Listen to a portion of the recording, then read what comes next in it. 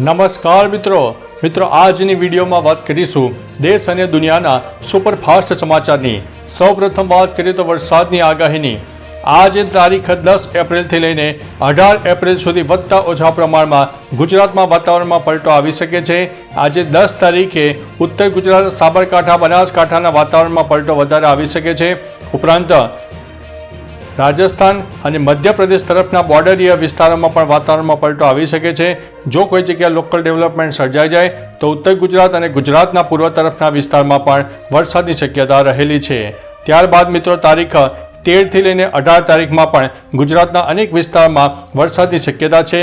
કચ્છ, ઉત્તર ગુજરાત, મધ્ય ગુજરાતના કોઈ ભાગો, સૌરાષ્ટ્રના પણ પશ્ચિમ તરફના વિસ્તારો, દક્ષિણ ગુજરાતના પણ કોઈ ભાગોમાં છાંટાછૂટી અથવા તો હળવા મધ્યમ વરસાદી ઝાપટા થઈ શકે છે। બીજી તરફ ગરમીની વાત કરીએ તો ગરમીનું પ્રમાણ 35થી લઈને 40-41 ડિગ્રી સુધી રહી શકે છે। પવનની વાત કરીએ તો 5થી લઈને 35 કિલોમીટર પ્રતિ કલાકની ઝડપે પવન ફૂંકાશે। પ્રદૂષણની વાત કરીએ તો એર ક્વોલિટી ઇન્ડેક્સ 100થી લઈને 160ની આસપાસ રહી શકે છે। એટલે આજ રોજ હવા પણ પ્રદૂષિત જોરદાર રહી શકે તેવી સંભાવના છે। અન્ય મહત્વના સમાચારની વાત કરીએ તો ભૂકંપની। ગઈકાલે તારીખ 9 એપ્રિલના રોજ ઇન્ડોનેશિયામાં 6.5ની તીવ્રતાનો ભયંકર ભૂકંપનો આંચકો આવ્યો હતો। બીજી તરફ ચીનમાં પણ 4ની તીવ્રતાનો ભૂકંપનો આંચકો આવ્યો હતો અને અરુણાચલ પ્રદેશમાં પણ 2.8ની તીવ્રતાના 2 ભૂકંપના આંચકા નોંધાઈ ગયા છે। અન્ય મહત્વના સમાચારની વાત કરીએ તો અરવિંદ કેજરીવાલ પર કોર્ટે આપ્યો છે મોટો ચુકાદો। અરવિંદ કેજરીવાલને હાઈકોર્ટે મોટો ઝાટકો આપ્યો છે। કેજરીવાલની અટકાયત સામેની અરજી કોર્ટે ફગાવી દીધી છે। સુનાવણી દરમિયાન કોર્ટે કહ્યું છે કે કાયદો દરેક માટે સમાન છે। સીએમ માટે કોઈ વિશેષ અધિકાર નથી। ઈડી પાસે ધરપકડ કરવા માટે પૂરતા પુરાવા હતા। કોર્ટને રાજકારણ સાથે કોઈ લેવા દેવા નથી। કેજરીવાલની ધરપકડ સંપૂર્ણપણે કાયદેસર છે, તેમાં કોઈ ખામી જોવા મળી નથી। અન્ય મહત્વના સમાચારની વાત કરીએ તો બનાસકાંઠામાં કોંગ્રેસને ફરી મોટો ફટકો। લોકસભાની ચૂંટણી જેમ જેમ નજીક આવતી જાય છે તેમ પક્ષ પલટાનો દોર વધતો જાય છે। ગુજરાતમાંથી મોટા માથા ભાજપમાં જોડાયા બાદ હવે મોટી સંખ્યામાં કાર્યકરો પણ ભાજપમાં આવી રહ્યા છે। બનાસકાંઠામાં પણ કોંગ્રેસને વધુ એક ફટકો પડ્યો છે, જેમાં દાંતા તાલુકામાં કોંગ્રેસના 500થી વધુ કાર્યકર ભાજપમાં જોડાયા છે। દાંતાના કોંગ્રેસ ઉપપ્રમુખ, સેવાદળ પ્રમુખ, યુથ કોંગ્રેસ પ્રમુખ સહિત કાર્યકરો જોડાયા હતા। અન્ય મહત્વના સમાચારની વાત કરીએ તો ભારત મુદ્દે અમેરિકાએ પાકિસ્તાનને કહ્યું, અમે વચ્ચે નહીં આવીએ। પાકિસ્તાનમાં ટાર્ગેટ કિલિંગનો ભારત પર આરોપ લગાવીને પાકિસ્તાને અમેરિકાને મધ્યસ્થી કરવા કહ્યું હતું। આ અંગે અમેરિકન સ્ટેટ ડિપાર્ટમેન્ટના પ્રવક્તા મેથ્યુ મિલરે કહ્યું છે કે તેમની સરકાર આ મુદ્દે હસ્તક્ષેપ નહીં કરે। તેમણે કહ્યું છે કે આ બંને દેશોનો મામલો છે, બંનેએ તેનો ઉકેલ શોધવો જોઈએ।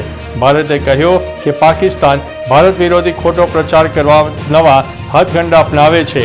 ભારતે પાકિસ્તાનના ટાર્ગેટ કિલિંગના આરોપોને પણ ફગાવી દીધા છે।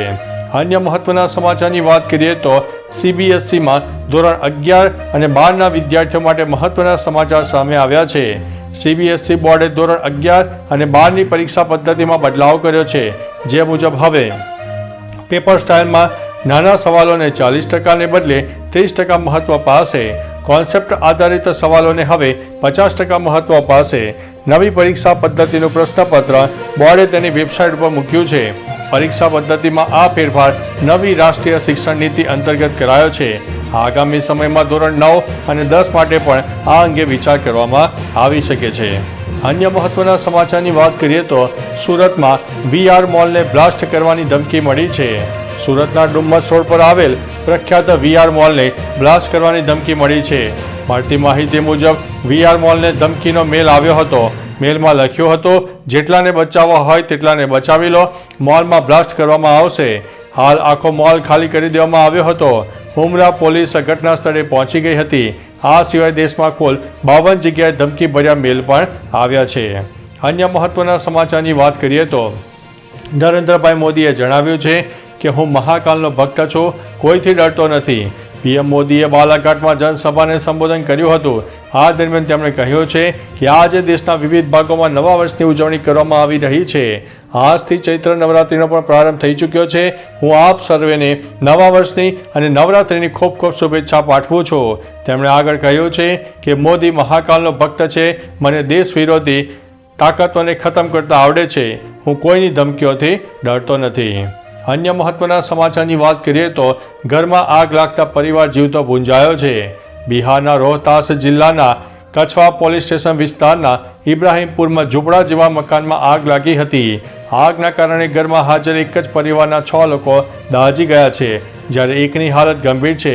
મૃતકોમાં પુષ્પાદેવી, તેમની 3 પુત્રીઓ, એક પુત્ર મોહકુમાર અને 25 વર્ષની ભાભી માયાદેવીનો સમાવેશ થાય છે. માહિતી મળતા જ પોલીસની ટીમ ઘટના સ્થળે પહોંચી ગઈ હતી અને હાલ તપાસ ચાલી રહી છે. અન્ય મહત્વના સમાચારની વાત કરીએ તો અક્ષય અને ટાઈગરે BAPS મંદિરના દર્શન કર્યા છે. બોલિવૂડના અભિનેતા અક્ષય કુમાર અને ટાઈગર શ્રોફે અબુધાબીમાં આવેલ BAPSના મંદિરના દર્શન કર્યા છે. અક્ષયે ટ્વિટર પર ટ્વીટ કરીને લખ્યું છે કે નવરાત્રિ, ગુડી પડવા અને ઉગાદીની સર્વેને ખૂબ ખૂબ શુભેચ્છાઓ. આ શુભ પ્રસંગો તમને અને તમારા પ્રિયજનોને આનંદ, સમૃદ્ધિ અને નવી સારી શરૂઆત લાવે તેવી શુભેચ્છા પાઠવી હતી. અન્ય મહત્વના સમાચારની વાત કરીએ તો કોંગ્રેસને ડિપોઝિટ ખોવાનો વારો આવશે. રાજકોટની સીટ પરથી ભાજપ તરફથી પરસોત્તમ રૂપાલાને મેદાને ઉતાર્યા છે. રૂપાલાનો ક્ષત્રિય સમાજે બહોળો પ્રમાણમાં વિરોધ કર્યો છે. ચર્ચા છે કે કોંગ્રેસ હવે પરેશ ધાનાણીને મેદાને ઉતારી શકે છે, જે અંગે રાજકોટથી પ્રદેશ ભાજપના ઉપાધ્યક્ષ ભરત બોગરાની પ્રતિક્રિયા આપતા કહ્યું છે કે રાજકોટમાં ભાજપ 5 લાખથી વધુની લીડથી ચૂંટણી જીતશે. જો તેની સામે કોંગ્રેસનો કોઈ પણ ઉમેદવાર મેદાને ઉતરશે તો તેને ડિપોઝિટ બચાવવી મુશ્કેલ બનશે. અન્ય મહત્વના સમાચારની વાત કરીએ તો વડોદરામાં સમોસામાંથી ગૌમાંસ મળી આવતા ખળભળાટ મચી ગયો છે. વડોદરા LCBએ બાતમીના આધારે શહેરની જાણીતી દુકાન ન્યૂ હુસેની સમોસા સેન્ટરમાં દરોડા પાડ્યા હતા. અહીંયા સમોસામાં ગૌમાંસનો ઉપયોગ થતો હોવાનો ખુલાસો થયો છે. લોકલ ક્રાઇમ બ્રાન્ચે દરોડો પાડીને 300 કિલોથી વધુ ગૌમાંસનો જથ્થો જપ્ત કર્યો છે. FSLના રિપોર્ટમાં પણ પકડાયેલો જથ્થો ગૌમાંસ હોવાનું સાબિત થયું છે. ઘટના સંદર્ભે પોલીસે 6 લોકોની ધરપકડ કરીને વધુ તપાસ હાથ ધરી છે. અન્ય મહત્વના સમાચારની વાત કરીએ તો વલસાડમાં ડુપ્લિકેટ તેલની ફેક્ટરી ઝડપાઈ છે. મળતી માહિતી મુજબ વલસાડમાંથી ડુપ્લિકેટ તેલની ફેક્ટરી ઝડપી પાડવામાં આવી છે, જેમાં બ્રાન્ડેડ કંપનીના સ્ટીકર લગાવીને તેલનું વેચાણ કરવામાં આવી રહ્યું હતું. જેના માટે પોલીસ દ્વારા 3 થી 4 દુકાનમાં તપાસ કરવામાં આવી છે, જેમાં મોટી માત્રામાં ડુપ્લિકેટ તેલનો જથ્થો જપ્ત કરવામાં આવ્યો છે. પોલીસે ગુનો નોંધીને તપાસ હાથ ધરી છે. અન્ય મહત્વના સમાચારની વાત કરીએ તો મતદાન વધારવા માટે નવો પ્રયોગ કરાયો છે. મતદાન વધારવા માટે નવો પ્રયોગ કરવામાં આવી રહ્યો છે. મહિલા મતદારોને મુખ્ય ચૂંટણી અધિકારી ગુજરાત દ્વારા મતદાન માટે આમંત્રણ આપતો પત્ર આપવામાં આવ્યો છે. સહકુટુંબ મતદાન કરવા માટે આમંત્રણ આપવામાં આવશે. 20 લાખથી વધુ મહિલાઓને આમંત્રણ મોકલાઈ રહ્યું છે. આમંત્રણ પત્રિકા સોશિયલ મીડિયામાં વાયરલ પણ થઈ રહી છે. તો ચાલો મિત્રો, ફરીથી દેશ અને દુનિયાના શુભ સમાચાર લઈને મળતા રહીશો. ત્યાં સુધી અમને રજા આપશો. નમસ્તે.